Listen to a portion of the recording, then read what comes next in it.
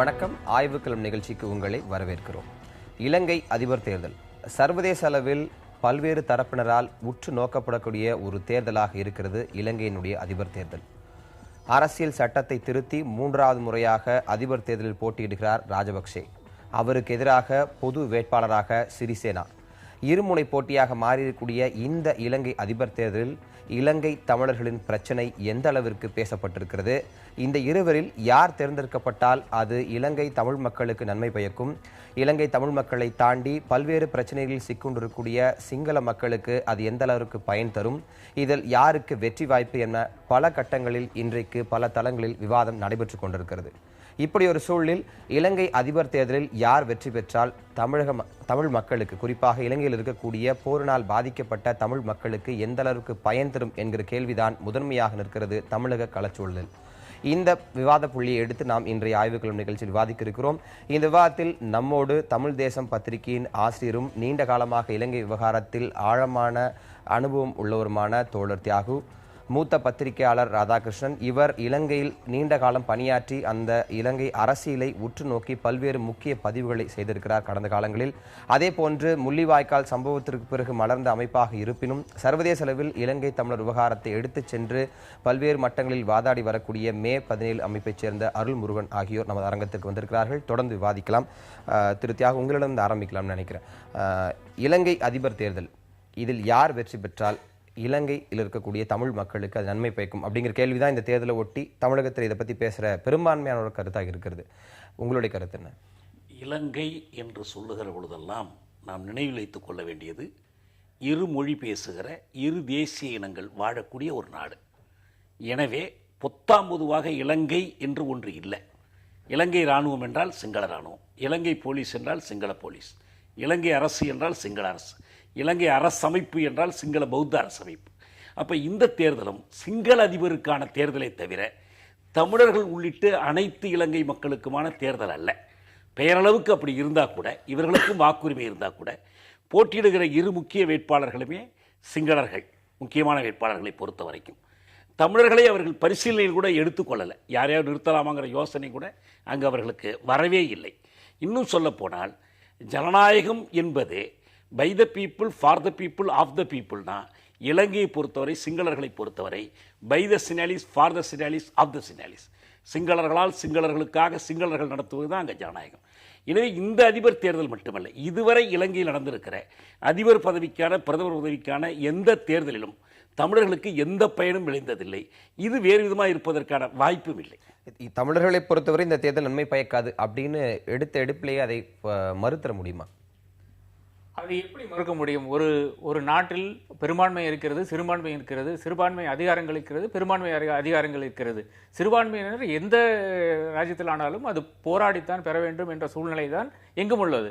இந்தியாவிலையும் அதே போல ஷெட்யூல் காஸ்ட், ஷெட்யூல் ட்ரைப்ஸ் எல்லாம் எவ்வளவோ போராடின பிறகு, அம்பேத்கர் காலத்திலிருந்து போராடின பிறகு தான் இவ்வளவு சலுகைகள் எல்லாம் அவர்களுக்கு வந்து சேர்ந்துள்ளது.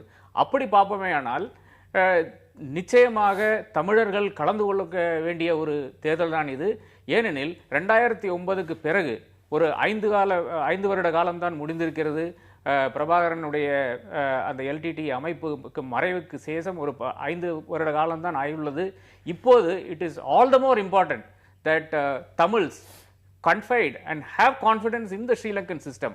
அது இல்லாவிட்டானால் கான்ஸ்டிடியூஷனலாக அரசியல் சட்ட அமைப்பு ரீதியாக ஒரு காலத்திலேயும் தமிழர்களுக்கு ஒரு சலுகையும் வராது என்றதுதான் என்னுடைய கருத்து.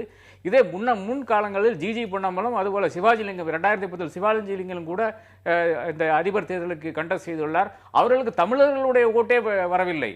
அப்போது ஒவ்வொரு காலத்திலையும் பார்த்தீங்கன்னா 2005 தவிர, மிகப்பெரிய ஒரு தவறு நடந்த 2005 தவிர எல்லா எலெக்ஷன்லையும் தமிழர்கள் ஓட் செய்துள்ளார்கள்.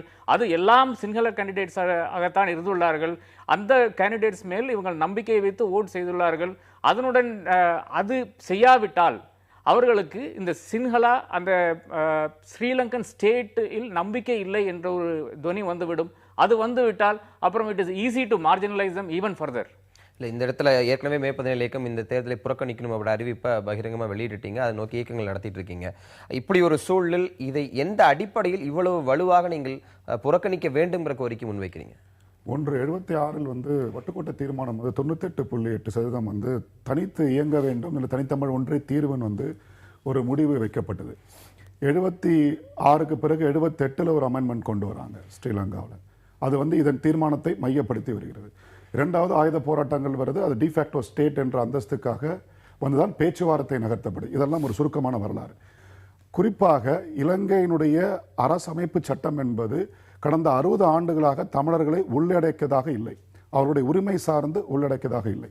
ஒரு ஃபெடரல் சிஸ்டமோ அல்லது மாகாண கவுன்சில் அப்படின்ற கூடிய ஒரு பஞ்சாயத்து ராஜ் அளவுக்கான அதிகாரம் கூட இல்லாத ஒரு அமைப்பாக தான் இருக்கிறதே உடைய அந்த ஒற்றை ஆட்சி என்பது சிங்கள பேரினவாதத்திற்கு துணை போகிற, சிங்கள பேரினவாதத்தை மையமாக கொண்ட இருக்கிற அரசியலும் சட்டம் என்பதால் இனப்படுகொலைக்கு பிள்ளான ஒரு 1,48,000 மக்கள் படுகொலை செய்யப்பட்டு 2009 2014 வரை தமிழ் ஆண்களும் பெண்களும் பாலியல் வன்புணர்ச்சிக்கு உட்படுத்தப்பட்டு திட்டமிடப்பட்டு ஸ்ட்ரக்சரலாக செய்யப்பட்ட பிறகு வருகின்ற இந்த தேர்தல் ஒரு ரெஜிம் சேஞ்சாக இருக்கிறத வரைய மேற்குலகத்தினுடைய சதியாகவும் இந்தியாவினுடைய சதியாகவும் இருக்கக்கூடிய ஒரு ரெஜிம் சேஞ்சாக இருக்கக்கூடிய கான்ஸ்டிடியூஷனலாக அரசியலும் சட்ட ரீதியாக கேள்விகளாக எதுவுமே இல்லை, தேர்தல் அறிக்கையிலும் இல்லை. புறக்கணிப்பு அப்படிங்கும் போது நீங்க மக்களை கிரவுண்ட் ஜீரோ அப்படிங்கிற இடத்துல கொண்டு போய் நிறுத்திடுறீங்க. அடுத்த கட்ட வாய்ப்பா புறக்கணிப்பு அப்படிங்கிற கோரிக்கை முன்வைக்கிறவங்க என்ன ஆலோசனை முன்வைக்கிறீங்க? 2 விஷயம் நடந்திருக்கு. இனப்படுகொலைக்கு பிறகு அது சர்வதேச கண்காணிப்பின் கீழ் அந்த பகுதி என்பது வந்து விடுகிறது. இனப்படுகொலைக்கு முன்னான காலகட்டத்திலுமே சர்வதேச கீழ் தான் நகர்ந்திருக்கிறது. நார்வேயின் அடிப்படையில் அமைதி பேச்சுவார்த்தை முன்னிலை நடத்தப்பட்டது. ஆகவே அந்த களமே ஈழக்களமே சர்வதேச அரசியலின் கீழ் இருக்கின்ற வகையில் இந்த தேர்தலை அந்த அரசியல் சட்டத்தை ஏற்றுக்கொள்கின்ற வகை என்பது இந்த தேர்தலில் பங்களிப்பதன் மூலமாக அந்த அடிப்படையில் சென்றுவதற்கான வாய்ப்புகள் இருப்பதால் அந்த மக்கள் உலக நாடுகளுக்கும் உலகத்தின் ஜனநாயக சக்திகளுக்கு சொல்ல வேண்டிய கடமை இருப்பதாக நம்புகிறோம். ஏன்னு சொன்னா 2 விஷயம், மைத்ரிபால இல்ல ராஜபக்ஷ 1 மாசத்துக்கு முன்னாடி, போன மாசம் அது, இந்த மாசம் வேற முகம். போன மாசம் வரைக்கும் சிங்கள அந்த இனப்படுகொலை கட்சியில் இருந்தவர் இன்று எதிர்கட்சியாக மாறி ஒரு முகமாக நிற்கிறார். அவரும் கூட என்ன சொன்னார், மேனிஃபெஸ்டோல என்ன சொல்லியிருக்கார், தமிழர் பற்றி 2 கட்சிகளுமே 2 தலைவர்களுமே அவங்களுடைய கட்சி அடுத்தடுத்த கட்டங்கள் நம்ம போலாம். இப்ப அருள்முருகன் சொல்றதுல என்ன விஷயங்களை புரிஞ்சுக்கலாம்னா, இந்த தேர்தல் அவர்கள் பங்கெடுத்து விட்டால், கணிசமான அளவு தமிழர்கள் இந்த ஓட்டளித்து விட்டால், தனி ஈழம் அப்படிங்கிற கோரிக்கையோ இல்லை இதற்கு முன்பு நடந்த இனப்படுகொலை விஷயங்களோ மறக்கடிக்கப்பட்டு விடும் அப்படின்றாரு. இது யதார்த்தத்துல சாத்தியம் தானா? அதாவது இந்த தேர்தல் எந்த பிரச்சனையை சுற்றி நடத்தப்படுகிறது? இலங்கை அரசமைப்பு ஒற்றையாட்சி அரசமைப்பு. சென்னைக்கு வந்த வடக்கு மாகாண முதல்வர் CV விக்னேஸ்வரன் என்ன சொன்னார்? ஒற்றையாட்சிக்குட்பட்டு எங்களுக்கு அரசியல் தீர்வு கிடைக்காது என்று சொன்னார். அந்த ஒற்றையாட்சியில் துளியளவு கூட மாற்றம் செய்வதற்கு 2 முக்கிய வேட்பாளர்களுமே முன்வரவில்லை. 1. 2 அவசர சிக்கல் என்பது ஐக்கிய நாடுகள் மனித உரிமை மன்றத்தினுடைய தீர்மானத்தை ஏற்றுக்கொள்ளவோ புலனாய்வு குழுவை உள்ளே அனுமதிக்கவோ கூடாது என்பதில் 2 வேட்பாளர்களும் தெளிவாகவும் உறுதியாகவும் இருக்கிறார்கள். வடக்கு மாகாணத்திலிருந்து இராணுவத்தை குறைத்துக் கொள்ள மாட்டேன் என்று நேற்று கூட மைத்திரிபால சொல்கிறார். இங்கே ராஜபக்சே பரிசீலனையிலே இல்லை. எந்த தமிழனும் கனவில் கூட ராஜபக்சேக்கு வாக்களிக்க போறதில்லை. இங்கே பிரச்சனையே தேர்தல் புறக்கணிப்பா அல்லது மைத்திரிபாலாவுக்காக மையமாக நிற்கிறோம். எனவே இப்படி பார்க்கிற பொழுது மைத்திரிபாலாவுக்கும் ராஜபக்சேக்கும் இடையே வெங்காய தோல் அளவுக்கு கூட வேறுபாடு இல்லை. 2 பேரும் ஒரே கொள்கையுடையவர்கள். இன்னும் சொல்ல போனால் இன அழிப்பு நடைபெற்ற காலத்தில் பாதுகாப்புத்துறைக்கு பொறுப்பு வைத்தவரே மைத்திரிபாலா தான். அதற்காக அவர் மன்னிப்பு கேட்கவில்லை, வருத்தம் தெரிவிக்கவில்லை. 1,50,000 பேர் கொல்லப்பட்டது பற்றி அவருக்கு கவலை இல்லை.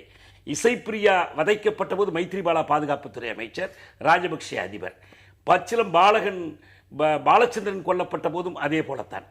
அதே போல வெள்ளை கொடியோடு சென்றவர்கள் சுட்டுக் கொல்லப்பட்ட நிகழ்ச்சியின் போதும் இவர்கள் தான் பொறுப்பு வைத்தவர்கள். இது எல்லாவற்றையும் அப்படியே மறைத்து விட்டு மறந்து விட்டு நாம் அப்படியே ஒரு ஜனநாயகத்துக்கு வந்துட்டோம், தேர்தலுக்கு வந்துட்டோம் என்று சொல்வது உடன்பாடே கிடையாது. நமக்கு தமிழ் ஈழ மக்களை பொறுத்தவரை ஒன்று நான் சொல்றேன், தந்தை செல்வா, தலைவர் பிரபாகரன் யார் காலத்திலும் எந்த கட்டத்திலும் சிங்கள கட்சி எதற்கும் அவர்கள் ஆதரவு கொடுத்ததே இல்லை.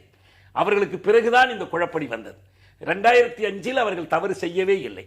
தவறு செய்யவில்லைன்னு ஏன் சொல்றோம்னா, அவர்கள் மஹிந்த ராஜபக்சே தோற்கடிக்கணுங்கிறதுக்காக ரணிலை ஆதரித்திருக்கணும். இந்த ரணிலை இங்க வந்து சென்னையில் ஒரு வாதமாக வைத்தார். ஆனால் சிங்கள மக்களுடைய மனநிலை என்னன்னா, ரணிலை தமிழர்கள் ஒருவேளை ஆதரித்திருந்தா சந்தர்ப்பவாதம். ஏன்னா ரணில் தான் ஒட்டுக்குழுக்களை உருவாக்கியவர், ரணில் தான் கருணாவை உருவாக்கியவர், ரணில் தான் டக்ளஸ் தேவானந்தாவையும் பிள்ளையானையும் வளர்த்து விட்டவர், ரணில் தான் உயர் பாதுகாப்பு வலைகளை நீக்க மறுத்தவர், ரணில் தான் மீன்பிடி உரிமையை மறுத்தவர். 2004 பொது தேர்தலில் மக்கள் அங்கீகரித்த விடுதலை புலிகளுடைய இடைக்கால தீர்வுக்கான முன்மொழிவை கிடப்பில் போட்டு போருக்குரிய ஆயத்தங்கள் அனைத்தையும் செய்தவர் ரணில் விக்ரமசிங்கா தான். இன்னொருத்தர் பக்கத்தில் சந்திரிகா நிற்கிறாங்க. அவங்க சொல்றாங்க, இந்த போரின் வெற்றிக்கு 75% நான் தான், என்னுடைய பங்கு தான் காரணம், 25% ராஜபக்சேனுடையதுன்னு சொல்றாங்க. இன்னைக்கு ஏதாவது அவங்க யாராவது மாறி இருக்காங்களா? ஒப்புக்கு ஒரு வார்த்தையை வருத்தம் தெரிவித்து பேசியிருக்காங்களா? இல்லது ஒரு பன்னாட்டு புலனாய்வை ஏற்றுக்கொள்வதற்கு எதுக்குமே தயாரா இல்லை. முழுக்க முழுக்க 2 முகங்கள் ராஜபக்சே மைத்திரிபாலா, 2க்கு உள்ளா இருக்கிற அகம் ஒன்றுதான், அது சிங்கள இனக்கொலை முகம். அதை எப்படி போய் ஆதரிக்க முடியும்னு எனக்கு புரியல. அப்ப 2005 அவங்க புறக்கணித்ததுனால்தான், நீங்க நல்லா தெரிஞ்சுக்கிடுங்க, அன்னைக்கு ராஜபக்சே வெறும் 18,000 ஓட்டில் வெற்றி பெற்றார். ஆனால் தமிழர்கள் பொன்சேகாவை ஆதரித்த போது பல லட்சம் வாக்குகளில் ராஜபக்சே வெற்றி. இதான் சிங்கள பேரினவாத அரசியலுடைய உளவியல். தமிழர்கள் யாரை ஆதரிக்கிறார்களோ அவருக்கு எதிராக அள்ளி போடுவாங்க வாக்கை. இப்பயும் பயந்துகிட்டு தமிழ் தேசிய கூட்டமைப்பு ஏன் வேட்புமனு தாக்கல் பண்ணுகிற வரைக்கும் பேசல, வேட்புமனு பரிசீலனை முடிஞ்ச பிறகும் பேசல, ஏன் கடைசி கட்டத்தில் பேசுறாங்கன்னா, மைத்திரிபாலாவை தாம் ஆதரிப்பது முன்கூட்டி தெரிந்தால் அந்த ஒரே காரணத்தை வைத்து ராஜபக்சே இவர் இனத்துரோகி என்று சொல்லி வாக்களை அள்ளி கொண்டு போய்விடுவார் என்ற அச்சம் தான் காரணம். இன்னைக்கு மைத்திரிபாலா அந்த இடத்துல இந்த தமிழ் சிங்களி டிவைட், இதை தாண்டி இவர்களுக்கு அங்க இருக்கக்கூடிய இலங்கை தமிழர்களுக்கு என்ன வாய்ப்பு இருக்கிறது? இந்த இதுல அவங்க அரசியல் ரீதியாக பங்களிப்பு தரணும்னா தேர்தலில் ஓட்டளிப்பது தான் ஒரே வழி அப்படிங்கும் போது அவர்களுக்கு அரசியல் ரீதியாக வேற என்ன வாய்ப்பு அங்க களத்தில் இருக்கு? முதலாவதாக நாம் ஒரு பெரிய ஒரு வித்தியாசத்தை புரிந்து கொள்ள வேண்டும். அதாவது இந்த மொழிக்கும் இனத்துக்குமான ஒரு பெரிய வேறுபாடு இருக்கிறது. இப்போ இங்கிலாந்து நாட்டை சேர்ந்தவனோ, அமெரிக்க நாட்டை சேர்ந்தவனோ, கனடா நாட்டை சேர்ந்தவனோ, ஆஸ்திரேலியா நாட்டை சேர்ந்தவனோ இங்கிலீஷ் என்ற ஒரு மொழி பேசுவதனால் மட்டும் அவன் ஒரு இனத்தை சேர்ந்தவனாக மாறிவிட முடியாது. அதே தான் இங்கத்த பிரச்சனையும். அதாவது அங்கே தமிழர்கள் இருக்கிறார்கள், தமிழ்நாட்டில் தமிழர்கள் இருக்கிறார்கள், ஜமைக்காவில் தமிழர்கள் இருக்கிறார்கள், பர்மாவில் தமிழர்கள் இருக்கிறார்கள். ஆனால் அங்க இருக்கும் தமிழர்களும் இங்க இருக்கிற தமிழர்களுக்கு ஒரே இனமா என்று கேட்டால் நான் இல்லை என்று கூறுவேன். ஏனென்றால் அங்கே இருக்கிற அது இனம், அதாவது எத்தனிக் ஐடென்டிட்டி எங்கே எப்போ வருகிறது என்றால், it is not from space or from some lab, it is a product of the society itself that you grow in. அது பல காலங்களாக உருவாக்கப்பட்டு வருகிறது. அதனால் தமிழ் தேசிய கூட்டமைப்பு இப்படி ஒரு தீர்மானம் எடுக்கிறது. அந்த தீர்மானத்துக்குள்ளால எவ்வளவு அதிகம் சர்ச்சைகள் வந்துள்ளது, அது ஏன் மைத்திரிபால சிறிசேனவை அவர்கள் ஆதரிக்க முடிவெடுத்தால் என்று ஒரு பெரிய விளக்கமே இருக்கிறது. அதுக்கு முன்பு ஒரு பெரிய டிஸ்கஷனே நடந்திருக்கு. ஒரு வார காலம் ஒரு பெரிய டிஸ்கஷனே நடந்திருக்கு. அதன் பிறகு அந்த முடிவு எடுக்கிறார்கள். அதனால் அங்கிருக்கிற சூழல்களே கம்ப்ளீட்லி டிஃப்ரெண்ட். அந்த சூழலுக்கு ஏற்று அந்த தமிழர்கள் ஒரு முடிவை எடுக்கிறார்கள். அது இங்க இருக்கிற தமிழர்கள் அதை அது சரியில்லை, அவங்க விலை போய் விட்டார்கள். இங்க இருக்கிற விமர்சனத்தை கூட வச்சிருவோம், அங்க இருக்கிற பொலிட்டிக்கல் சினாரியோ வச்சு நம்ம டிஸ்கஸ் பண்ணலாம் கூட. மைத்திரிபாலாவுடைய எலெக்ஷன் மேனிஃபெஸ்டோல தமிழர்கள் நலன் சார்ந்த எந்த விஷயமும் கிடையாது. ஓப்பனா தமிழர்களை ஆதரித்தால் சிங்கள வாக்கள் பாதிக்குங்கிற அந்த கவனம் அவருடைய ஒவ்வொரு பொதுக்கூட்ட மேடை பேச்சுகளையும் இருந்துகிட்டே இருக்கு. அப்படி ஒரு சூழல தமிழ் தேசிய கூட்டம் எந்த அடிப்படையில் ஆதரவை வழங்குகிறார்? ராஜபக்சே வழங்கக்கூடாது என்பதற்காகவே இங்கு வழங்குவது அரசியல் சாதுரியமா? தமிழ் தேசிய கூட்டமைப்பின் எக்ஸ்பிளனேஷன் என்பது 2 விதையானது. ஒன்று ராஜபக்சாவை நாம் டிஃபீட் பண்ணியே தீர வேண்டும் என்ற ஒரு நிலைப்பாடு அவர்கள் எடுத்துள்ளார்கள். ஏனென்றால் ராஜபக்சே திரும்பி வந்தால் நாம் எவ்வளவோ கருத்துக்கள் சொன்னோம். டிஎன்ஏ ஒரு டிராஃப்ட் எக்ரிமெண்ட் கூட அவங்க டிராப் பண்ணி கொடுத்தாங்க. என்னென்ன கோரிக்கைகள் என்று அதில் கூறியுள்ளார்கள். அரசியல் பகிர்வு, all of that, political purpose, all of that கொடுத்துள்ளார்கள். அந்த ஒரு இதுக்குமே அவர்கள் Rajapaksa has not reply to any of those charges, any of those demands. அந்த ஒரு இதை வச்சு அதே போல் மைத்ரிபால சிறிசேனா வந்தால் அவர்கள் 3-4 பாயிண்ட் சொல்லியிருக்கார். 1, 100 நாள் அதிகாரத்தில் 100 நாட்குள்ள அவர் அந்த எக்ஸிக்யூட்டிவ் பிரசிடென்சியை எடுத்தறிவதாக சொல்லியிருக்கிறார்கள். இந்த எக்ஸிக்யூட்டிவ் பிரசிடென்சி போனாலே ஒரு பெரிய ஒரு நன்மை பயத்திடும் என்று டிஎன்ஏ நம்புகிறது. நான் நம்பவில்லை, ஆனால் டிஎன்ஏ நம்புகிறது. அதே போல் அவர் 3-4 பாயிண்ட்ஸ், அதாவது பிரசிடென்ட் மேலே இருக்கிற அந்த எக்ஸிக்யூட்டிவ் அத்தாரிட்டி, அதாவது எல்லா கமிஷன் மேலே, இண்டிபெண்டன்ட் கமிஷன் மேலே 18th அமெண்ட்மெண்ட் எடுக்கிறதா கூறியுள்ளார். இது மாதிரி இருக்கிற அந்த unbridled powers of the president curtail செய்தாலே இதுக்கு ஒரு தீர்வு வரும், தமிழர்களுடைய வாழ்வு இன்னும் கொஞ்சம் வளமாகும் என்று இருக்கிறார்கள். அது எஸ்பெஷலி ரூல் ஆஃப் லா. அந்த வாக்குறுதிகள் மேலேயும் பல்வேறு விவாதங்கள் நம்ம தொடர்ந்து பேசணும். இடைவேளைக்கு பிறகு அந்த இலங்கை அதிபருக்கான அந்த பிரத்யேக அதிகாரங்கள், இன்னும் சொல்ல போனால் கூடுதல் அதிகாரங்கள், அரசியலமைப்பு சட்டத்தை திருத்தி ஏற்படுத்தி கொள்ளப்பட்ட அந்த அதிகாரங்களை திரும்ப பெறுவது இலங்கை தமிழ் மக்கள், பாதிக்கப்பட்ட மக்களுக்கான அந்த மறுமலர்ச்சி இல்லை மறுவாழ்வுக்கான முதல் தொடக்க புள்ளி அப்படின்னு ஒரு வாதம் தொடர்ச்சி முன்வைக்கப்படுது. அந்த தொடக்க புள்ளியை சிறிசேனாவுடைய வாக்குறுதிகளில் பார்க்க முடிகிறது அப்படின்னு ஒரு வாதம் சொல்லப்படுது. இதை நீங்க எப்படி பார்க்குறீங்க? வரலாறு இந்த வாதத்தை பொய்மைப்படுத்துகிறது. ஏன்னா 72ஆம் வருடத்தில் சிங்கள பௌத்த அரசமைப்பு இயற்றப்பட்ட போது அதிபர் ஆட்சி முறை இல்லை. பிரதமராக இருந்த சிரிமா பண்டாரநாயக்கா தான் அதை கொண்டு வந்தார். அதுக்கு முன்னால் எஸ்டபிள்யூஆர்டி பண்டாரநாயக்கா இருந்தார். அதுக்கு முன்னால் டட்லி சேநாயக்கா இருந்தார். இவரெல்லாம் பிரதமர் ஆட்சி முறையின் கீழ்தான் தமிழர்களை மேலும் மேலும் ஒடுக்கி கொண்டே போனார்கள். சிங்களா ஒன்லி சட்டம் வரும்போது பிரதமர் ஆட்சி முறை தான். அரசமைப்பு 72 அரசமைப்பு வரும்போது பிரதமர் ஆட்சி முறை தான். 77 தேர்தலுக்கு பிறகு, அதாவது 76 வட்டுக்கோட்டை தீர்மானம், 77 பொதுத் தேர்தல், 78 தான் ஜெயவர்தனா புது அரசமைப்பு கொண்டு வர்றார். அந்த புதிய அரசமைப்பில் தான் அதிபர் ஆட்சி முறை வருகிறது. ஆனால் அதிபர் ஆட்சி முறையை கொண்டு வந்த ஐக்கிய தேசிய கட்சியினுடைய ரணில் விக்ரமசிங்கா தான் இப்போ என்ன சொல்லிக்கிட்டு இருக்காருன்னா, அதிபர் ஆட்சி முறை வேணா பிரதமர் ஆட்சி முறைக்காக நீங்கள் ஓட்டு போடுங்கன்னு கேட்டுக்கிட்டு இருக்கிறார். இதில் ஒன்றும் வேறுபாடே கிடையாது. யார் சந்திரிகா இருந்தாலும், ரணில் இருந்தாலும், அல்லது ராஜபக்சே இருந்தாலும், அதுக்கு முன்னால் இருந்தவங்க எல்லார் காலத்திலும் ஒற்றையாட்சி அரசமைப்பு தான், பௌத்த மதத்திற்கு முன்னுரிமை கொடுக்கிற அரசமைப்பு தான், சிங்களத்திற்கு தனிச்சலுகை கொடுக்கிற அரசமைப்பு தான், எல்லா விதத்திலும் தமிழர்களை ஒடுக்குகிற ஒரு அரசமைப்பு தான். ஆட்சி முறையில் வேறுபாடு என்பது சிங்களர்களுக்கு அக்கறைக்குரியது, முதன்மையான அக்கறைக்குரிய, தமிழர்களுக்கு முதன்மையான அக்கறைக்குரியது அல்ல. முதல் சிக்கல் ஒற்றையாட்சி அரசமைப்புக்கு முடிவு கட்டுவதுதான். ஒற்றையாட்சி அரசமைப்புக்கு உட்பட்டு அதிபர் ஆட்சி நடந்தாலும் சரி, நாடாளுமன்ற பிரதமர் ஆட்சி நடந்தாலும் சரி, எல்லாமே ஒன்றுதான். ஏன்னா வெளிப்படையா என்ன தெரியுது, அது ஒரு சிங்கள பௌத்த அரசமைப்பு. சான்றுகளோடு தொடர்ந்து பேசலாம். இலங்கை முஸ்லிம் காங்கிரஸ் அமைப்பைச் சேர்ந்த நாடாளுமன்ற உறுப்பினர் ஹசன் அலி இருக்கிறார் தற்போது தொலைபேசி இணைப்பில். திரு ஹசன் அலி, வணக்கம். வணக்கம். வணக்கம். நாளை இலங்கை நாடு மிகப்பெரிய ஒரு தேர்தலை சந்திக்க இருக்கிறது. அந்த நாட்டினுடைய அடுத்த கட்ட வரலாறை தீர்மானிக்கக்கூடிய இந்த தேர்தலுடைய தற்போதைய சூழல் என்ன? நம்ம இந்த தேர்தலில் யார் தேர்ந்தெடுக்கப்பட்டால் தமிழர்களுக்கு மறுவாழ்வு கிடைக்கும், தமிழர்களுடைய நலன்கள் பாதுகாக்கப்படும் அப்படிங்கிற அந்த அடிப்படையில் இன்னைக்கு விவாதிச்சுட்டு இருக்கிறோம். இந்த விவாதத்தில் உங்களுடைய கருத்து என்ன? வெறும் இனவாதத்தை மட்டும் அடிப்படையாக கொண்டு இந்த நாட்டை மத ரீதியாகவும் இன ரீதியாகவும் கூறுபடுத்திக் கொண்டிருக்கின்ற இந்த ஜனாதிபதியின் ஆட்சி ஒழிய வேண்டும் என்று முதல் முறையாக இலங்கையின் வரலாற்றிலே சிங்கள மிதவாத சக்திகளும் சிறுபான்மை முஸ்லிம்களும் சிறுபான்மை தமிழர்களும் ஒன்று திரண்டிருக்கின்றார்கள். வரலாற்று முக்கியத்துவம் வாய்ந்த இந்த தேர்தலில் அந்த கூட்டு மைத்திரிபால சிறிசேன என்பவரின் பின்னால் இருக்கிற கூட்டு வெற்றி பெறுமானால் நிச்சயமாக ஒரு மறுமலர்ச்சி உள்ள ஸ்ரீலங்காவை நாங்கள் எல்லோரும் எதிர்பார்க்கலாம். அந்த வகையிலே நாங்கள் மிகவும் திருப்தியாக இருக்கின்றோம். இல்ல திரு ஹசன் அலி, இந்த இடத்துல ஒரு முக்கியமான கேள்வி, ராஜபக்சேவிடமிருந்து எந்த இடத்தில், அதாவது தமிழர் நலன் அப்படிங்கிற அந்த கருப்பொருளில் ராஜபக்சேவிடமிருந்து எந்த இடத்தில் சிறிசேனா வேறுபடுகிறார் அப்படின்னு நீங்க நினைக்கிறீங்க? உங்களுடைய கருத்து என்ன? எந்த இடத்துல ஒரு வேறுபடுவதால் நீங்கள் அவருக்கு ஆதரவு அளிக்கிறீங்க? ராஜபக்சவை இந்த தேர்தலில் நிறுத்திய சக்திகள் அனைத்தும், அவரை அந்த களத்துக்கு கொண்டு வந்த சக்திகள் அனைத்தும் இனவாதத்தை வெறுக்கின்ற, அதாவது ஒரு சுபிட்சமான ஸ்ரீலங்காவை உருவாக்க வேண்டும் என்று கடுமையாக பாடுபட்டு கொண்டிருந்த அரசியல் கட்சிகளும், அது மட்டுமல்லாமல் அந்த சிவில் சொசைட்டி மற்றும் மத தலைவர்கள் எல்லோருமே அதற்கு பின்னால் ஒன்றுபட்டிருக்கின்றார்கள். அதனால் தான் அவர் வேறுபடுகின்றார். ராஜபக்ச அவரது ஆட்சியில் இருந்து உள்ளுக்கு இருந்து கொண்டே வெந்து போய் விரும்பிக் கொண்டிருந்த எத்தனையோ பாராளுமன்ற உறுப்பினர்கள், இலங்கை வரலாற்றில் முதன்முறையாக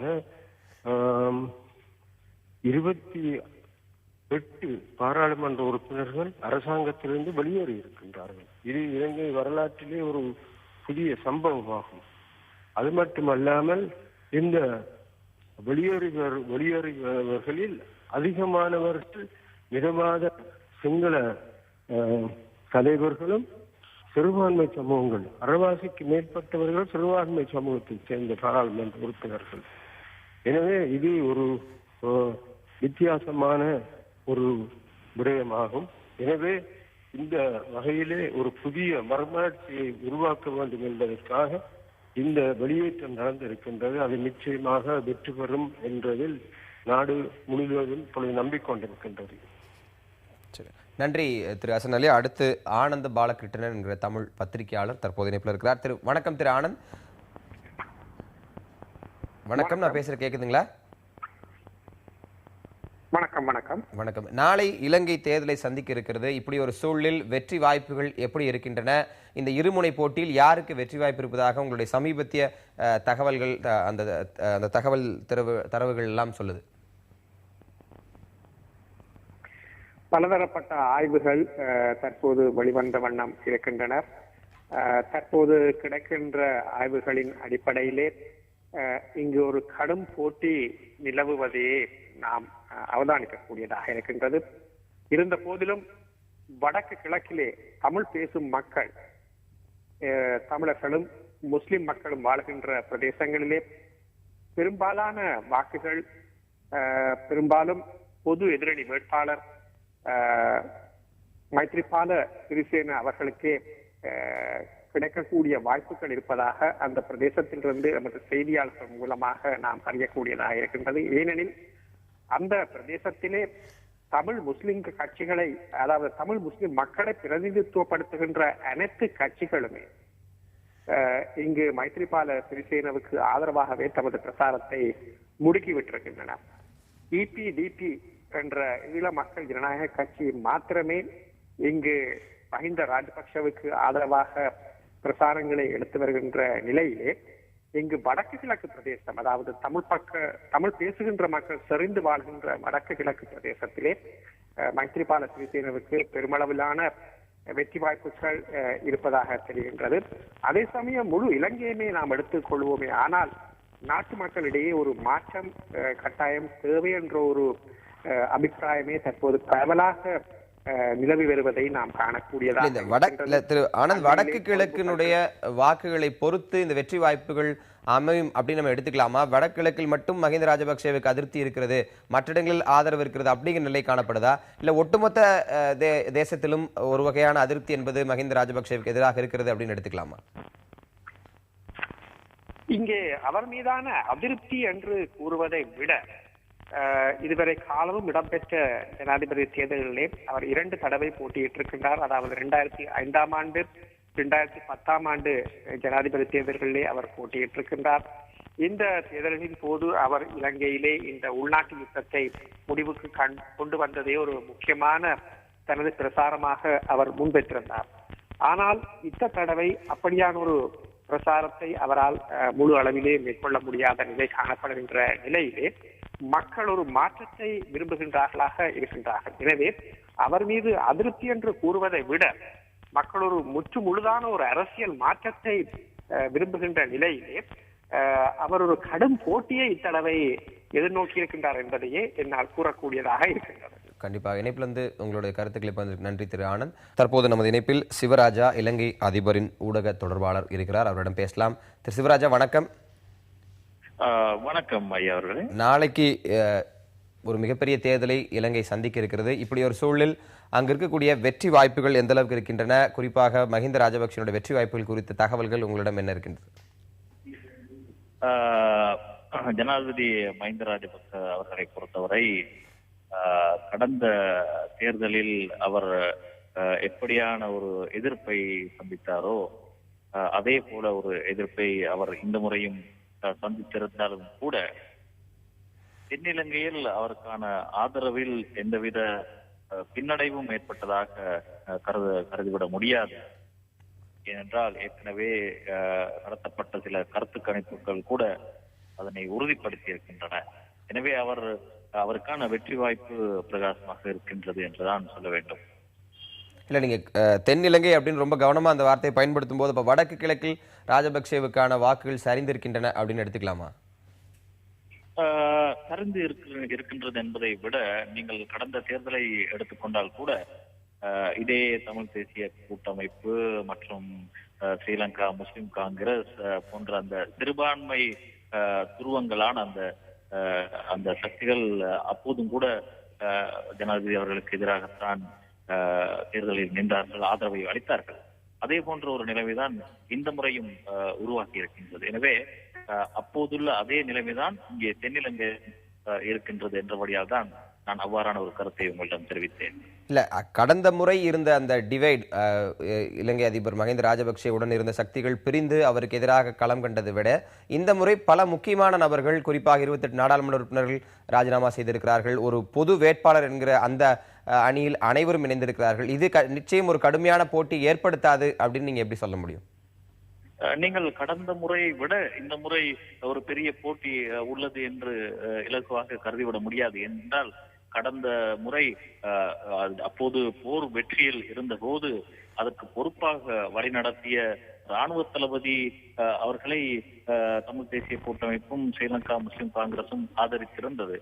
அப்போது போர்க்குற்றம் என்று எங்களது சிறுபான்மை இன தரப்பில் நாங்கள் சுமத்தப்படும் அந்த குற்றச்சாட்டை நாங்கள் ஒருவாறு சமாளித்துக் கொண்டு கூட அப்பொழுது தமிழ் மக்கள் இராணுவ தளபதியை ஆதரித்தார்கள். எனவே இப்போது இருந்ததை விட அரச பந்தோபஸ்து போன்ற விடயங்கள் அப்போது வேட்பாளரான இராணுவ தளபதியிடம் இருந்தன. எனவே அந்த அந்த ஆதரவெல்லாம் இருந்தும் கூட அவர்கள் தென்னிலங்கையில் இருந்த அந்த வாக்கு வீத பலத்தால் வெற்றி பெற முடிந்தது. எனவே இந்த முறையும் கிட்டத்தட்ட ஒரு ஒரு ஒரு ஒரு நீங்கள் ஒரு இலங்கை அரசியலை எடுத்து பார்த்தீர்கள் ஆனால் தீர்மானிக்கும் சக்திகளாக தென்னிலங்கையில் உள்ள அந்த சிங்கள மக்களின் வாக்குகள் தான் தீர்மானிக்கும் ஒரு சக்திகளாக அமைய போகின்றன. இல்ல, தென்னிலங்கை மக்களின் வாக்குகள் தீர்மானிக்கும் சக்தி அப்படின்னு நீங்க சொல்லும் போது யதார்த்தமா எழக்கூடிய ஒரு கேள்வி, கடந்த முறை போர் வெற்றி அப்படிங்கிற ஒரு விஷயத்தை கொண்டு செல்லும் போது உள்நாட்டு பணவீக்கமோ விலைவாசி உயர்வோ இல்ல வேறு பல பிரச்சனைகள், குடும்ப அரசியல் என்பது போன்ற பல்வேறு குற்றச்சாட்டுகள் எல்லாம் மஹிந்த ராஜபக்சே மீது அந்த அளவுக்கு பேசப்பட்டதாக தெரியவில்லை. ஆனால் தென்னிலங்கையில் கூட இந்த பிரச்சனைகள் இன்னும் கணிசமான அளவு இருக்கின்ற குற்றச்சாட்டுகள், விமர்சனங்கள் முன்வைக்கப்படுகிறது. அதை நீங்க ஏற்கிறீங்களா, மறுக்கிறீங்களா? நிச்சயமாக அரசு தொடர்பான விமர்சனங்கள் உள்ளன. அரசு தொடர்பான பல எதிர்கட்சிகளின் விமர்சனங்கள் உள்ளன. விமர்சனங்கள் இல்லை என்று நாங்கள் கூறுவதனால் நாங்கள் ஒரு தவறான கருத்தை தெரிவிப்பதாகவே அமையும். ஆனால் அந்த விமர்சனங்கள் இந்த ஒரு ஒரு ஒரு ஒரு ஒரு அரசை மாற்றும் அளவுக்கு தென்னிலங்கையில் ஆதிக்கத்தை செலுத்திவிடவில்லை. அதே போல தமிழ் தேசிய கூட்டமைப்பின் சில நகர்வுகள் கூட தமிழர்களுக்கு சாதகமான முறையில் அமையவில்லை என்பதுதான் இந்த தேர்தலில் கிடைக்க போகும் முடிவுகளின் வெளிப்பாடாக இருக்கு. நன்றி. கண்டிப்பா இணைப்புல இருந்து கருத்தில் பண்ணதுக்கு நன்றி திரு சிவராஜா. நம்ம தொடர்ந்து விவாதிக்கலாம். திரு அருள், அதாவது பொலிட்டிக்கல் பார்கெனிங் பவர், தமிழ் மக்கள், தமிழ் பேசும் மக்களுக்கான அந்த அரசியல் சாதுரியம், அதனை பெறுவது, அந்த யுக்திகளை கையாளுவது போன்ற விஷயங்களில் அவர்களை ஒன்றிணைக்கக்கூடிய இடத்தில் ஏதோ ஒரு தவறு தொடர்ச்சியாக நடைபெற்றுக் கொண்டிருக்கிறது. அதன் விளைவுதான் இது போன்ற தவறான முடிவுகள் அப்படின்னு சிறிசேனாவை ஆதரிக்க அந்த முடிவை எடுத்த போதும் தமிழ் தேசிய கூட்டமைப்பு விமர்சனங்கள் முன்வைக்கப்பட்டன. ஒரு கட்டத்தில் தமிழ் மக்களுடைய உண்மையான உணர்வுகளை அவர்கள் பிரதிபலிக்கவில்லை அப்படின்ற பகிரங்கமான குற்றச்சாட்டுகள் வைக்கப்பட்டன. எந்த அடிப்படையில் இது போன்ற குற்றச்சாட்டுகளை தமிழ் தேசிய கூட்டமைப்பு மீது வைக்கிறீங்க? இல்லை, ரெண்டு விஷயம். ஏன்னா நீங்கள் இனப்படுகொலைக்கு பிறகான ஒரு அரசியலில் உலக நாடுகளுக்கு தெரிய வைக்க வேண்டிய கட்டாயம் தமிழ் மக்களுக்கு இருக்கிறது. ஏன்னா கடந்த 60 ஆண்டுகளாக இன வெறிக்கு ஆட்பட்ட தமிழ் மக்கள் ஒரு முடிவை சந்திக்க வேண்டிய கட்டாயம் இருக்கிறது. அதுதான் நாங்கள் அடிக்கடி சொல்றது என்னன்னா, தந்தை செல்வா காலத்தை உலக மக்களுக்கு தெரிவிக்க. ஏன்னா இன்னைக்கு இலங்கை அப்படின்ற அரசமைப்பு என்பது உலகத்தினுடைய பார்வைக்கு உட்பட்டதாக நிற்கின்ற வேளையில் உலக மக்களிடமும் உலக நாடுகளிடம் சொல்ல வேண்டிய கட்டாயம் அந்த மக்களுக்கு இருக்கிறது. இப்போ என்ன சிக்கல்னா, அந்த மக்களிடம் 2 ஆப்ஷன் தான் இருக்கு. ஒன்று, அந்த நாட்டினுடைய அரசியலமைப்பு சட்டம் ஒற்றை ஆட்சி தீர்மானிக்கிற சக்தியாக இருக்கிறது. அதில் யாரை வாக்களித்து தேர்வு செய்வது என்ற வகையில் தான் அங்கே இருக்கக்கூடிய தமிழ் தேசிய கூட்டமைப்பினுடைய ஒரு முடிவாக மாற்றம் அடைகிறது. இப்போ இங்கே தமிழ்நாட்டில் தொடர் சொன்ன மாதிரி தமிழ்நாட்டிலிருந்து நாங்கள் ஒரு கோரிக்கையை வைக்கும் என்பது உலக நாடுகளுக்கு அங்கு நடந்த இனப்படுகொலையில் இந்த 2 அரசுகளையும் அரசமைப்பு சட்டம் ஏற்படுத்தியது என்பதாக தான் நாங்கள் சொல்கிறோம். ஆகவேதான் பொது வாக்கெடுப்பு மாற்றமைப்பது, அரசமைப்பு சட்டத்தை மாற்றமைப்பது என்கின்ற ஒரு வகையை நாங்கள் முன்வைக்க வேண்டிய கட்டாயம் இருக்கிறது. ஏன்னா 2009 வரை முன்னாடி கூட விடுதலை புலியோட டிஃபாக்ட் ஸ்டேட்டுக்குள்ள ஒரு வகையான அரசியல் உரிமையை பெற்ற மக்களாக இந்த வன்னி தேச மக்கள் இருந்தார்கள். அது எல்லாம் முற்றிலுமாக அழித்து ஒழித்து விட்ட பிறகு நீங்கள் எந்த கோரிக்கையை முன்வைத்து இந்த தேர்தலில் வைக்கப்படுகிறது? ஒன்று, தமிழர்களுடைய கோரிக்கைகளாக அந்த 2 கட்சிகளுமே என்ன அவங்களுடைய கட்சி அறிக்கையில் இருக்கிறது என்று சொன்னால் இல்லவே இல்லை. அவர்கள் ஒருத்தர் பேசின தென்னிலங்கையினுடைய மக்களினுடைய அரசியல் அபிலாஷைகளை முடிவு செய்கிற வகையில் தான் அதனுடைய கட்சி அறிக்கை இருக்குது. அது வளர்ச்சி, ஊழலற்ற ஆட்சி, ஒற்றுமையான ஒரு வகைகள், அது தீவிரவாதத்தை ஒழித்தல் போன்ற பல்வேறு வகையில், கல்வியில் வேலைவாய்ப்பில் ஏற்படுகின்ற மாற்றங்கள், சிறு வணிகத்தை, இதுதான் அந்த கட்சி அறிக்கையில் இருக்குது. இப்போ இது அந்த மக்களை, சிங்கள பேரினவாத மக்களை மையப்படுத்தி தான் இந்த தேர்தல் அதிபர் தேர்தலாக இருக்கிறதே ஒழிய தமிழ் மக்களை சார்ந்து தமிழ் மக்களுடைய இந்த அரசியல் விருப்பு வெறுப்பை சார்ந்த எந்த கோரிக்கையும் இல்லாத பட்சத்தில் எந்த வகையில் தமிழர்கள் இந்த தேர்தலில் பங்கேற்பது என்பதுதான் கேள்வியாக இருக்கிறது. எலெக்ஷன் தேர்தலை புறக்கணிப்பு என்பது சர்வதேச சமூகத்திற்கு தமிழ் மக்கள் எங்களுக்கு பொது வாக்கெடுப்பு வேணும், ஒற்றையாட்சி முறைக்கு எதிரான ஒரு நிலை, ஒற்றையாட்சி முறைக்கு மாற்றான ஒரு ஆட்சி முறை எங்களுக்கு வேணும், எங்களுக்கு சம உரிமை வேணும் அப்படிங்கிற கோரிக்கை இந்த தேர்தலை புறக்கணிப்பது மூலமாக சர்வதேச சமூகத்துக்கு உணர்த்த முடியும் அப்படின்னு சொல்றாரு. இதை நீங்க ஏத்துக்கிறீங்களா?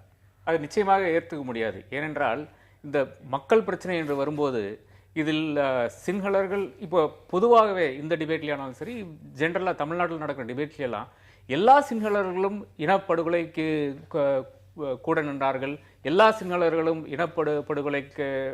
படுகொலையில் பார்ட்டிசிபேட் செய்தார்கள் என்ற ஒரு கருத்து வருகிறது. ஐ மீன் பொதுவாக வருகிறது. அதாவது இவர் வந்தாலும் சரி அவர் வந்தாலும் சரி. ஆனா இந்த பொதுவான இந்த கருத்து கணிப்பில் நிறைய கருத்து கணிப்புகள் இலங்கையில் நடந்துள்ளது. அந்த கருத்து கணிப்பில் எல்லாம் எடுத்தீங்களானால் நோக்கி நிற்கிறது. சோஷியல் இண்டிகேட்டர் அப்படின்னு ஒரு அமைப்பு ஒரு 3-4 நாளுக்கு முன்னால ஒரு கருத்து கணிப்பு நடத்தியது. அது இரஸ்பெக்டிவ் ஆஃப் எத்னிசிட்டி, எல்லா முஸ்லீம் மக்களிடமும் அதுபோல பர்கர் மக்களிடமும் தமிழ் மக்களிடமும் சிங்கள மக்களிடமும் எல்லாருக்கிட்டையும் அந்த கருத்து கணிப்பில் இஷ்யூஸ் என்று பார்க்கும்போது முதலாவதாக ஃபர்ஸ்டாக ஓங்கி நிற்பது விலைவாசி, ரெண்டாவதாக ஜாப் ஆப்பர்ச்சுனிட்டிஸ், மூணாவதாக கல்வி, 10ஆவதாக தான் வருது இந்த எக்ஸிக்யூட்டிவ் பிரசிடென்சியை மாற்றுங்கன்னு சொல்கிறது. அதாவது அது சிங்கள மக்களானாலும் சரி, தமிழ் மக்களானாலும் சரி, முஸ்லீம் மக்களானாலும் சரி, அங்கே ஒரு ப்ராப்பர் கவர்மெண்ட்டு நம்மளுடைய கருத்துக்களை ஏற்றுக்கொண்டு நம்மளுக்கு சலுகைகளை தருகும் ஒரு அரசாங்கம் தான் எல்லா மக்களும் விரும்புகிறார்கள். அதற்கு அப்பாற்பட்டு வருது அடுத்த ஸ்டேஜில் தான் வருவது செக்யூரிட்டி, அந்த மாதிரி இஷ்யூஸ் எல்லாம் இப்போ அது தலையோங்கி நிற்கவில்லை. தமிழ் இந்த எல்டிடி இருந்த காலத்தில் ஒரு செக்யூரிட்டி ஒரு இஷ்யூவாக இருந்திருக்கலாம். அதனால் சிங்கள மக்கள் ஒரு ஹேர்ட் மென்டாலிட்டியோட ஓட் செய்திருக்கலாம். அந்த சூழ்நிலை இல்லை இப்போது. அதனால் it is very wrong to categorise all Sinhalese as being part of the genocide. உங்களுடைய மாற்றுக்கருத்து சுருக்கமாக இல்ல, கூட்டு உளவியல் தான் ஒரு அரசு முறையும் ராணுவத்தையும் தீர்மானிக்கின்ற விஷயமாக இருக்கிறது. ஜெர்மானிய மக்கள் எப்படி ஹிட்லரை ஆதரித்தார்கள் என்று சொன்னால், முதல் உலகப் போரில் நடந்த தோல்வியை கண்டுதான் 2ஆம் உலகப் போரில் அந்த பாசிஸ்ட் மூடுக்கு நாஜிகளாக மாறி அந்த இனப்படுகொலை ஏற்றுக்கொண்டார்கள். அது கூட்டு மனச்சாட்சியை வெளிப்படுத்துகின்ற வகைதான். அந்த வகையில் தான் தமிழர்களுக்கும் நிகழ்ந்திருக்கு. தமிழர்களுக்கு ஒருவேளை ஏன் கட்சி அறிக்கையில் இல்லை என்று தான் நான் கேட்கிறேன். ஒருவேளை கட்சி அறிக்கையில் 13ஆம் சட்ட திருத்தத்தையோ அல்லது பிளஸையோ வேற எது கொண்டு வருவாயானார்கள், அவர்கள் அந்த மக்களால் புறக்கணிக்கப்படுவார்கள், சிங்கள வெறியர்களால் புறக்கணிக்கப்படுவார்கள் தான் அந்த கூட்டு உளவியலை தான் நான் சொல்றேன். வெற்றியை பாதிக்கும்ங்கிற பயம் இருக்கும். அது இல்லாமல் அந்த கட்சியே கிடையாது. அந்த 60 ஆண்டுகளாக அது நிகழவே இல்லை. அதாவது குடும்ப அரசியல், விலைவாசி உயர்வு, வேலையின்மை, கல்விக்கான போதிய வாய்ப்புகள் இல்லை, இது போன்ற அன்றாட வாழ்வை நகர்த்தக்கூடிய பிரச்சனைகள் இருக்கும்போது அதுதான் இந்த தேர்தலில் பிரதானப்படுகிறது. தமிழர் அந்த போன்ற பல்வேறு கலாச்சார அடையாளங்களை முன்னிறுத்திய அரசியல் என்பது 2வது இடத்திற்கு வந்துவிட்டது அப்படின்ற வார்த்தை நீங்க எப்படி பார்க்குறீங்க? வடக்கு மாகாண சபை தேர்தல் நடந்தபோது ராஜபக்சே கூட்டணி இதே போல கட்டமைப்பு, சாலை போடுதல், ரயில் போடுதல், தொழிற்சாலை திறத்தல், அகக்கட்டமைப்பு என்ற முழக்கங்களை வைத்தார்கள். இது வளர்ச்சி, மக்கள் வாழ்வு.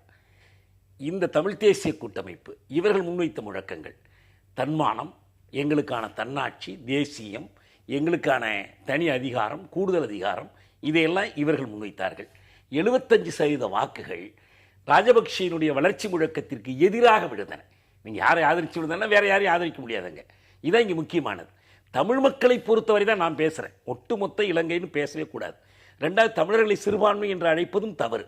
சிங்கள தேசத்தில் தமிழர் சிறுபான்மை, தமிழர் தேசத்தில் சிங்களர் சிறுபான்மை. இது தேசிய சிக்கல், பெரும்பான்மை சிறுபான்மை சிக்கல் அல்ல. அப்படி பார்த்தோம்னா இதில் ஒரு தீர்வுக்கே வர முடியாது. இப்படி பார்க்கறதுனால தான் அந்த கட்சி தன் பேர்லேயே என்ன வச்சிருக்கு, தமிழ் தேசிய கூட்டமைப்பு. பேரை இன்னும் அவங்க சிங்கள தேசிய கூட்டமைப்புன்னு மாற்றிக்கல, அல்ல ஸ்ரீலங்கா தேசிய கூட்டமைப்புன்னு மாற்றிக்கல. தமிழ் தேசிய கூட்டமைப்புன்னா தமிழ் தேசிய கண்ணோட்டத்தில் பார்க்கணும். இதில் ஒரு செய்தியை அழுத்தமாக சொல்ல விரும்புகிறேன்.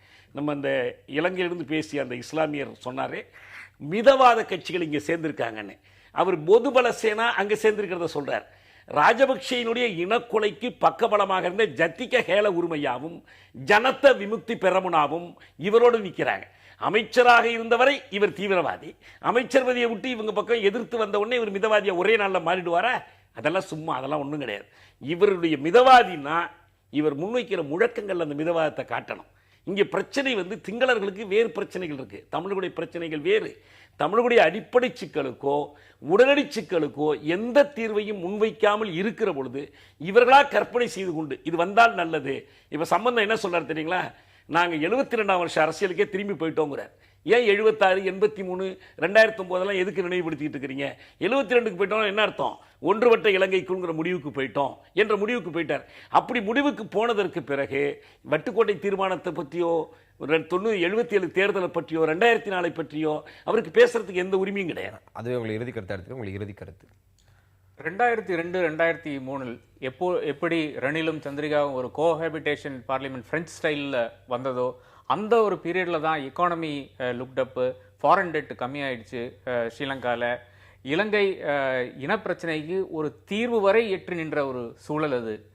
அதே சூழல் இப்போது மைத்ரிபால சிறிசேனா வந்தால் தமிழருக்கு வாய்க்கும். டெஃபினட்டாக மைத்ரிபால சிறிசேனா தான் தமிழர்களுக்கு ஒரு தீர்வை கொடுப்பார். தீர்வு என்று இல்லாவிட்டால் கூட ஏதாவது ஒரு பொலிட்டிக்கல் சலுகையை கொடுக்கறதுக்கு மைத்ரிபால சிறிசேனா தான் சரியாக இருக்கும். அதே மைத்ரிபால சிறிசேனாவுக்கும் இந்தியாவுக்கும் உள்ள உறவை பார்த்தீர்களானால் அது மஹிந்த ராஜபக்சவுக்கும் மோடிக்கும் ஒரு பர்சனல் ரிலேஷன்ஷிப் உள்ளது. So what is India's good will not be in Tamils good for Sri Lanka என்றது தான் என்னுடைய கருத்து. உங்களுடைய இறுதி கருத்து? ஒரு விஷயம் வந்து 2003, 2004 வந்து ரணில் அமைதி பேச்சுவார்த்தை இருக்கும்போது அமைதி பேச்சுவார்த்தை முறித்து ராணுவ பலத்தை பெறுவதற்கான வாய்ப்புகளை அவர் ஏற்படுத்தி கொண்டார். அது ஒரு குற்றச்சாட்டு. ரெண்டாவது, இந்த வாய்ப்புகள் எதுவுமே சிங்கள மக்கள் சார்ந்ததாக இல்லை. சிங்கள மக்களுக்கான தேர்தல் என்பதில் மாற்று கருத்து இல்லை. ஆனால் தமிழருடைய உரிமை சார்ந்ததாக இருக்கிறதா என்று சொன்னால் இல்லவே இல்லை என்பதுதான் ஆணித்தரமான கருத்தாக இருக்குது. அந்த மக்கள் இந்த தேர்வின் மூலமாக, அது மைத்ரிபாலாவோ ராஜபக்ச தேர்வின் மூலமாக என்ன அடையப் போகிறார்கள், என்ன உரிமை சார்ந்து அடையப் போகிறார்கள்? இது 60 ஆண்டு கால சிங்கள பேரினவாதத்தினுடைய அரசியலமைப்பு சட்ட சார்ந்த கேள்வி. அது ஒற்றையாட்சி என்பதால் இதில் அவர்கள் எந்த பலனையும் அனுபவிக்க முடியாது என்பதுதான் எங்களுடைய கருத்து. இந்த விவாதங்களுடைய இறுதி பகுதி என்பது நாளை மறுதினம் தெரிந்துவிடும். இதற்கான அந்த முடிவுகள் வரும்போது இந்த நிகழ்ச்சியில் கலந்து கொண்டு கருத்துக்களுக்கு நன்றி. மீண்டும் ஒரு ஆய்வுகள் நிகழ்ச்சியில் சந்திக்கலாம்.